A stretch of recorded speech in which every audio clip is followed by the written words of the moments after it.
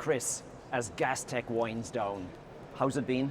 Well, it's been our best Gastech to date. I mean, it's wonderful to be back here in Houston, the global epicenter of energy.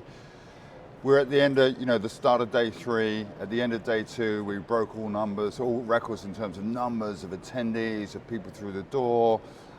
We're seeing this year more and more government delegations, and what I mean by that is we've had delegations from India, Pakistan, Libya, Thailand, Korea. This year we've had 50 government-led buying delegations that are sourcing not only LNG, but looking for those technological partnerships. And that's crucial to the future energy. The world needs more energy, right? I agree. And it needs a mix of energy. There's not one single source that are going to supply the growing demands of our planet today. But it needs secure, it needs it affordable, and it needs it sustainable. And more importantly, we need to be equitable in that energy supply. No, very true. And seeing on the top floor the amount of folks in and out of the meetings, and as you say, it's really a business, hardcore business being done. Now, if I may ask, obviously there was, when we were coming here, there was, the LNG market is dynamic to say the least, yes, with sure. what's been going on. What's the sense here with people? Is it, obviously we need more energy over the next couple of years. We need more energy. LNG is a great future source, or natural gas and LNG is a great future source. We're seeing more compressed natural gas vehicles, for example, in India. That's a big charge for India. LNG is a easy, affordable supply of energy, and it can quite quickly replace coal. Now, obviously emissions are a lot lower with LNG. You can get LNG to places that you can't get pipe gas to. So therefore the opportunity for LNG is huge. When you regasify it, get it back to natural gas, you can use it for downstream products, and it's a really key driver of economies. So, as we said before, the world needs more energy, and it's a mix of energy, but LNG is projected to grow by about 40% in terms of demand. I saw that on your title slide on day one. And that's a big stat, it's a big fact. So if we can displace coal-fired with gas-fired, that's a big win for the planet. It's a step. If we can get more gas to growing economies, that's a big step forward. We've had some geopolitical shocks over the last few years, so of course Europe needed more gas, and that's where the US stepped up. 10 years ago, the US were an importer of natural gas. Now it's a major exporter. And that's great. It comes back, it's an energy mixing going forward. We have renewables growing, which is key. We have the advent of hydrogen, which will come. Technology is moving so quickly now, we can be optimistic about that.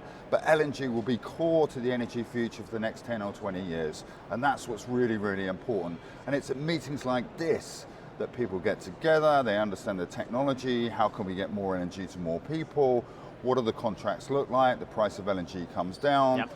All of these wonderful things happen, and that's the beauty of Gastech. Well, I've been in a number of sessions, and one of them was around how LNG is a very viable option for powering some of the data centers that we need for AI, given the constraints on the current grid. Yeah. And obviously then, of course, the data center with AI will come up with new AI to create new material science, to create new membranes, to make hydrogen better, It's a great circle. So, we view AI from two perspectives. Energy for AI. So you're right, what do we need to power quantum data centers? Current grid supplies won't do it, so we need more energy into the grid. So LNG is a good source to provide that, and LNG is there when the wind doesn't blow and the sun doesn't shine. Solar and wind are brilliant in the middle of the day. And it's a mix. It's that collective mix, and that's what this platform. We've been running sessions on nuclear this week, so it's a really interconnected platform to solve some of the biggest problems. But then it's what AI does for the energy industry. If we were able to be more efficient, we could reduce our emissions by about 60-70%, which will make a massive dent in global warming. So how do we use AI technology to be more efficient? In fact, the IEA talk about 4 primary sources of energy, so oil, gas, renewables, and nuclear. They say the 5th primary source is efficiency. So can AI help us become more efficient? Well, I've been geeking out inside in the hall, and it takes 4.5 minutes to, the hall is huge, right? But the amount of companies in there talking about AI, and whether it's material science, membranes, efficiency, just worker training, it really is a circle. Now, this one is coming to a close. What's next? ADIPEC? Well, ADIPEC's the big one. We're very excited about ADIPEC. You know, it's the world's biggest integrated energy platform. And you know, we're really super proud of Gastech and what it does for that gas, LNG, hydrogen and climate tech industry. What we're seeing at certainly in ADIPEC this year is more and more AI technology coming in. Those startups, those companies applying AI, so that's really good. We have about 2,500 exhibiting companies, probably around 200,000 people attending in Abu Dhabi at the beginning of November. We're really excited. We're really pleased to be working not only with the government of the United Arab Emirates, but the city of Abu Dhabi to really keep those conversations going.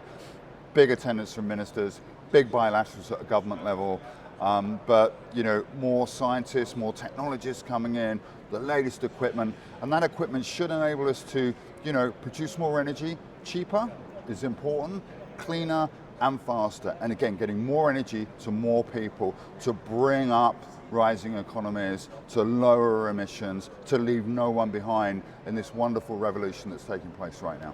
No, I didn't make it last year, but I'm looking forward. I'll be geeking out there this year with Well, all the technology companies that I know, they're all there, right? Yeah, yeah. So it's going to be a Well, fascinating I think week. this year in ADIPEC, you know, we have dedicated halls for AI and specifically for technology and digitalization. So I think, you know, once upon a time, you know, ADIPEC was kind of an oil and gas show. Now it's a massive energy technology platform, and its technology is going to be the key enabler for future generations. Oh, it's a fascinating time. Fascinating time in the energy industry, I'll tell you. That it is, sir. Hey, see you in Abu Dhabi. Thanks, Kevin. Cheers. Thank you.